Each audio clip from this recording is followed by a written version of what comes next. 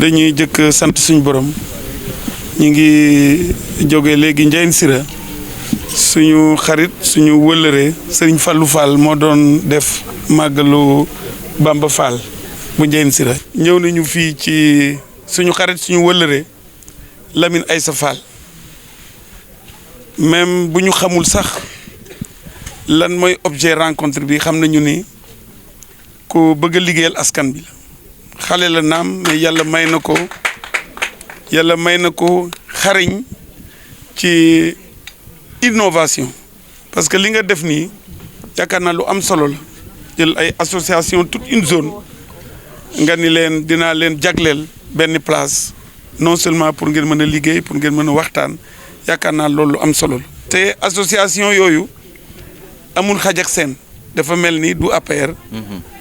du beneen parti mooy ñëpp ñi nga xam ni ñi ngi dëkkee gox gi te bëgg ànd liggéey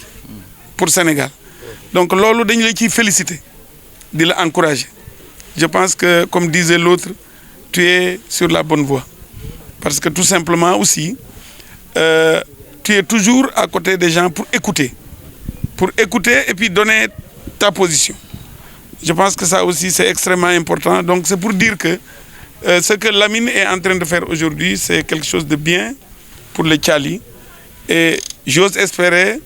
que tu vas en ouvrir d'autres ou bien tu vas faire des émules ailleurs. Je vois déjà mon ami le vice-président en train d'acquiescer. Ça veut dire que très bientôt il va faire la même chose donc et moi-même pourquoi pas dans le Fandène. Je pense que c'est une excellente chose. Nous ne pouvons que vous encourager et nous rendrons compte naturellement à Monsieur le Président de la République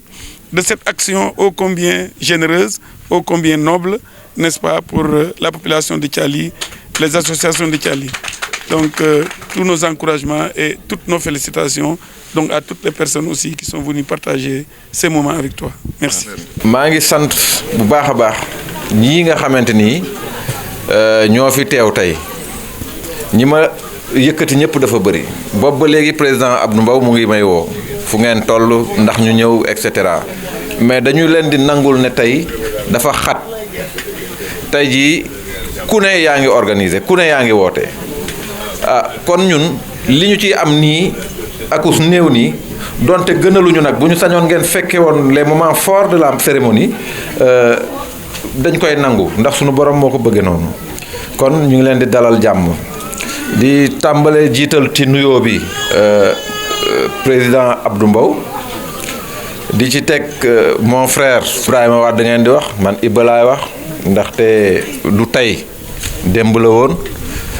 ñu defandoo comme nu mu ko waxee lu bare fii lépp ñu teg ko ci yoon nag waaw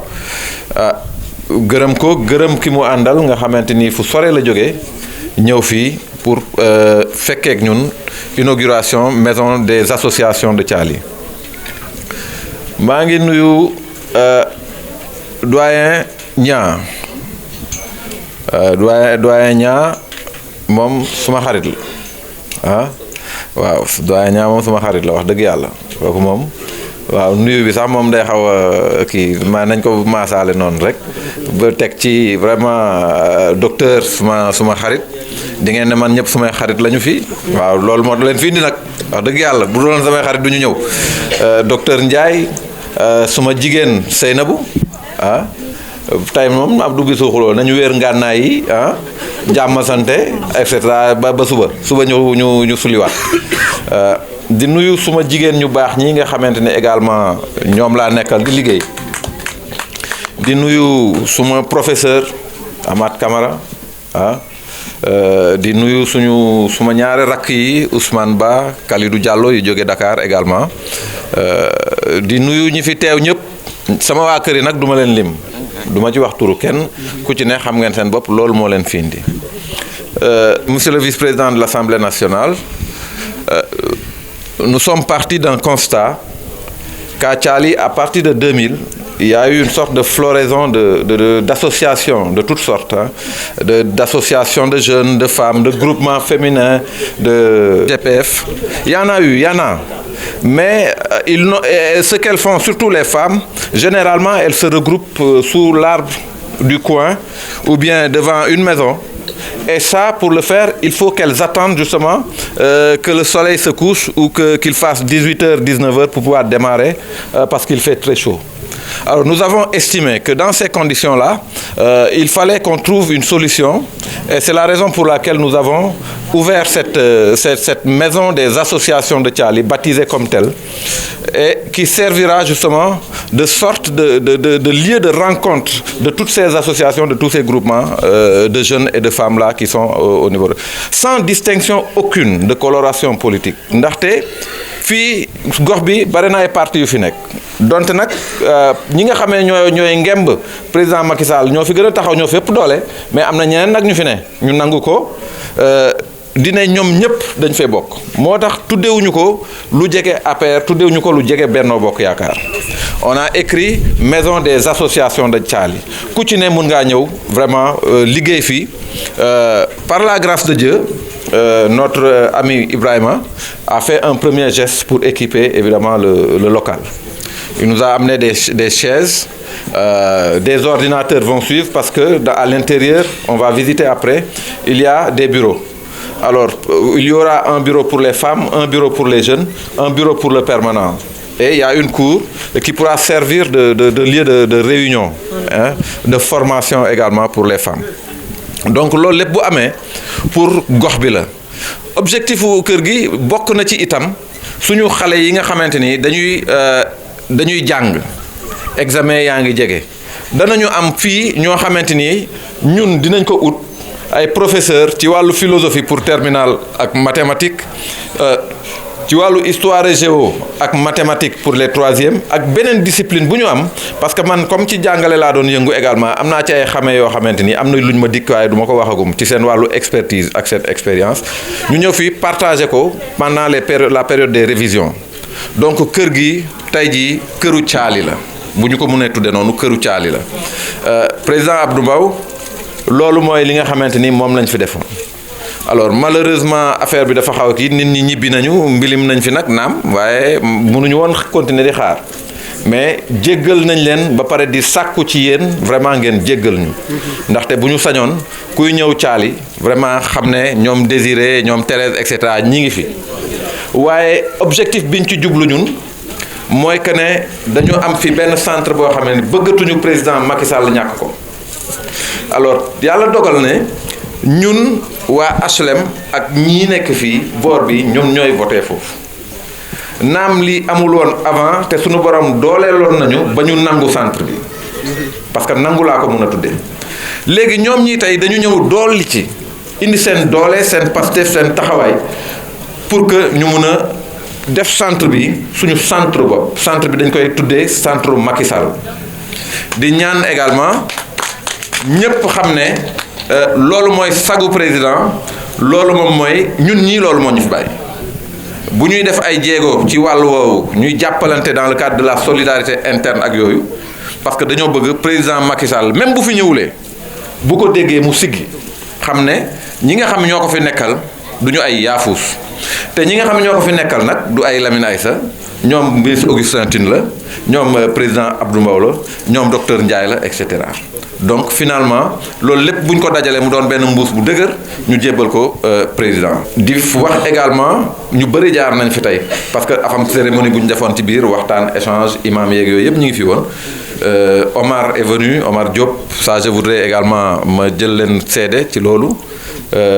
moo budul woon Omar tey wax dëgg yàlla budul woon Omar ak Ibrahima xëy na dina am affaire yu sooxee dina compliqué ah mais def nañ ci bu baax a baax a baax a baax Omar Diop vraiment nelawatul woon sax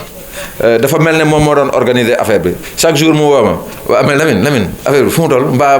ma ne ko grand te dal nelaw man affaire gën naa xam lu ci dem dama ko dénkaane ñoom basa ngi fa et cetera dinañ ko toppatoo donc ba sànq mu ñëw fii malheureusement mu amoon yeneen cérémonie yu mu waroon assister looloo ko fi jëlee moom également vraiment sonn na ci biir ak ci biti taxaw na ci également ba ñu mun a taxawal lii di rek pour terminer di ñaan yéen ñi nga xamante également yéen fi nekk président Abdou surtout ngeen jàppale ñu ci loolu ñun dañoo bëgg ce modèle de Thiali là comme l'a insinué tout à l'heure Iba que ce modèle de Thiali puisse être visible partout ailleurs que partout ailleurs, que des responsables puissent mettre à la disposition des jeunes et des femmes de leur coin une maison des associations pour que nit ñi mën fay daje di waxtaan. Parce que en réalité boo wootee nit ci siège APR wala Benno Bokk Yaakaar sa waa parti ngay am doo am ñeneen ñi. boo wootee permanence également même chose permanence benn rek da cee doy muy département bi nga xam ci biir commune bi la nekk ku ne mën na faa dem mais gox yi dañu war a décentraliser justement ces infrastructures là mun leen permettre ñoom ñu am accès ci vulgarisation yi nga xamante ni moom la jigéen ñi soxla ci jeunes yi soxla ko également xam naa ne du ñàkk dinañ ci ñëw bésam organiser fi ay formation vulgarisation dans le cadre de la maîtrise des différents points justement du plan Sénégal émergent. suma xarit suma doomi ndey suma frère Lamine Aïssa Ndiaye Lamine xam naa ni guddi na waaye wax ni du gudd du yàgg waaye dafa am loo xam ni mënu la ñàkk bu ñu dajee fii tey jëmm ji moo ko waral mu di koo xam ni dañu màggandoo fowandoo defandoo lu bari ci àdduna ma xam ko ci fulla xam ko ci fayda xam ko ci njariñ ak bu mu am pour askan ak doomu aadama moo tax Lamine dama lay beral nuyoo di la beral jaajëf ci li nga xam ni xew na ci koñ bi te dinaa ci ñëwaat ci kanam bu ma nuyoo sëñ Lamine ba noppi ma mu nuyu sëñ Bassirou Sall mu di gone di ku ndaw waaye ku xarañ ku gëm li muy def ci lu yàgg xëy na tey jii la ko ñenn ñi xam ci lii waaye man mi ko yar te man mi bokk ci ñi ko yar xam naa ko may nuyu itam mbokk yi ma fekk fii jigéen ñi nga xam ne ñoom laa fekk ci koñ bii ndaw ñi ma fekk ci koñ bii góor ñi ak mag ñi ak imaam yi fi nekkoon sànq te mujjee dem doxi ay yenn yitte di nuyu nag sama jigéenu bopp yi nga xam ne fekk naa leen fii mënu ma leen nuyu waaye ñoom ñëpp xam nañ seen bopp ñu màggandoo ci koñ bi yarandoo ci koñ bi jëfandoo fi lu am solo ma ñëw bëgg lool bi ma ñëwee gis leen tam ni ñu gungee suma xarit Lamine Ndiaye di nuyu ñeneen ñi ma àndal suma xarit Cissé nga xam ne dafa jógee France ma yëgal ko lii di xew ci koñ bi mu ne ma dina ñëw gis lu gaaw junj na fii lu xam ni bi soxna si waxee ci wàllu santé loo xam ni fas na yéene def ko ci wàllu santé parce que France la nekk indi ay bagages pour ay doomi aadama yu Sénégal mu ne ma ci loolu joxe na ko ba pare waaye ci diir bu gàtt dana am lu mu def pour di nuyu tam ñi ma àndal ñoom Ousmane ñoom Kalidou ak bépp mbokk bu ma fekk fii di nuyu suma xarit ak suma mbokk journaliste yi tam ñëw témoigner lii alors Lamine def nga encore une fois wàccoo nga ak waa koñ bi encore une fois la wax yaa ngi yëngatu ci politique bu baax a baax def nga sa yoon tracé nga sa voie ba tey jii mën naa ni sa leadership keroog wax naa ko fële foofu auditorium sa leadership ci zone nord bu Thiès kenn naatam letu ko yàlla na yàlla dolli yàlla na yàlla gën la kàttanal yàlla jox la ci ay ndomb tànk waaye pour yàlla jox la ci ndomb tànk ñun ñëpp il faut ñu jàpp ci te dinaa ci ñëw ci kanam parce que am na moom ñu jëm ci lii nga def tey ak ñoom sëñ Bassirou maison des associations dafa am solo man en tant que doomu Thiès en tant que doomu Thiali damaa fier fu ma dem ci àddina yàlla xam na ni yàlla suturaal na ma maa ngi koy sant bu baax fu nekk dem naa fa ci àddina fu ma dem buñ ma laajee ma ni leen foo dëkk Thiali gis nga 6 lettres yooyu j'en suis fier foo jànge Thiali foo yaroo Thiali loolu dama ci digne dama ci fier waaye dignité ak fierté boobu damaa bëgg bépp doomu Jaxaaw bépp doomu Thiali bépp doomu Thiès nga am cette dignité am nañ ko ba noppi mais mu gën a yokk pour mu gën a yokk nag lu mel nii moo koy def lu mel nii dong la xale yi fu ñu leen di tàggate xale yi fu ñuy dajee di yokk xam-xam mag ñi fu ñuy dajee di mën di waxtaan di weccante xalaat jigéen ñi fu ñuy mën a dajee di weccante xalaat bu sell di daan seen doole di fa wut xam-xam di jëmale seen bopp kanam di jëmale seen koñ kanam di jëmale seen réew kanam loolu moo wund lii ba tax bi ma Lamine waxee ni ma booy initié nañu lii ma ne ko yow de yaa ma ci jiitu de waaye yaa ma ci jiitu woon de waaye naa la raw waaye raw bi nag rawantewu ma ak moom mii damay rawante pour jox ko lu mu jiitoo looloo waral lu ndaw yi ñu indi ko ci muy ndorteel nag muy ndorteel bas fan yi waxtaan naa xale yi ak jigéen ñi téléphone nee naa leen damaa bëgg ngeen gëm seen bopp bu benee amee benn Iba Wade na amaat yeneen Iba Wade dégg naa ministre bi ñëw na ñu continuer bu ñëwee mu toog ñu continuer bu amee benn Iba Wade damaa bëgg mu amaat yeneen i Iba Wade ci koñ bi ci Thiès ci gox bi parce que nag Thiès dafa war a occuper place am Thiès dafa war a jël place am te dina ko jël centre bi dama bëgg mu doon le premier de la zone nord le premier bu amee bu ma nee le premier c'est parce que dafa war a am yeneen Lamine sas nañ la nga def yeneen ak yeneen ak yeneen ak yeneen te ñu ngi ci gannaaw di ko gunge bu ñu paree loolu benn mbir bu am solo la bëggoon a wax lii social la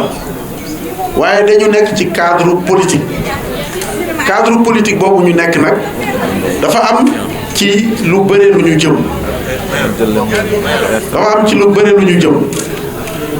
dama bëgg yéen lii nga xam ni Lamine Aïssa Fall defar na leen ko lii nga xam ni Lamine Aïssa Fall junj na ko biir caali bii ñu lawal ko fépp ci Thiès Nord bëgguma mu yem fi rek dama bëgg ñu lawal ko fu nekk ci Thiès Nord pourquoi ñu war ko lawal ci Thiès Nord ci la nekk mu di wàllu politique mu yëngatu lool ci zone bi am loo xam ni daf ko fi soxla am loo xam ni door na ko fi bëgg ko gën di ko yaatal moo tax jigéen ñi ndaw ñi góor ñi imaam ñi mag ñi dama leen di gën a dénk kii nga xam ni mu ngi ci liggéey bu am solo ci zone nord fii ñu jëm ci élection yi commencé na fi liggéey pour xool la nga xam ni moom mooy wareefam ak wàllam pour la mu war a dolli ci victoire du président de la république Macky Sall ci élection yi ñu jëm ma leen koy gën a dénk di leen wax ni ci loolu nag bu ngeen xoolee délégation bii ñëw ngeen war a xam ni Lamine mii ku jar a fonk la bu ngeen gisee délégation bii ñëw ngeen xam ni Lamine ku wéetul la ñun ñii mbokkam ay am di jàmmam ay xaritam ñu ngi woon ci wetam waaye nag ay mbokki partem ay mbokki coalition ay mbokki mouvement am ñëw nañu dolleeku ci ñun loolu nag dafa war a tax ñu fagaru gën a am fula ci ñun gën a am fayda ci ñun pour que àndandoo lépp looy li nga xam ni mooy politique ci wàllu gox bi ñu jël ko tënk ko jox ko président de la république Macky Sall loolu mooy suñu wareef te loolu laa bëgg yéen ñii nga xam ne tey jii defal nañ leen lii ngeen jël engagement boobu pour ñu commencer liggéey ci loolu. Lamine loolu mooy li nga xam moom laay boo yëg ci kàddu ma profité ci délégation bi yegsi pour daal di ci seen tur ñoom ñëpp ma jukki ci président Abdou Mbow. président maa ngi lay dalal balaa laa Lamine Aïssa di dalal maa ngi lay dalal délégation bi yegg si yëpp dooroon nañu cérémonie bi ndax dafa guddi ak gàllankoor yi nekk fii ci gox beeg yëpp ak li fi xew waaye li ci am solo rek mooy message bi nga xam ni ndaw ñi xëy na Lamine du ko mën a wax ma xam ni ndaw ñi wax nañ ko jigéen ñi wax nañ ko mag ñi wax nañ ko imaam yi fi jóge sànq wax nañ ko ñoom pour ñoom lii lu am solo la lii lu bees la ci jaxaw caali waaye lu am solo la ci jaxaw caali loo xam ni dana tax ñu gën a góorlu gën a farlu pour lépp li nga xam ne mooy li président de la république Macky Sall soxla ci gox bi ñu jël ko teg ko ci loxo parce que lii lu ñu leen defal la loo xam ni teg nañ ko fa mu war a fa mu war a tegu donc loolu mooy kàddu yi nga xam ne moom laa fi bëggoon yëkkati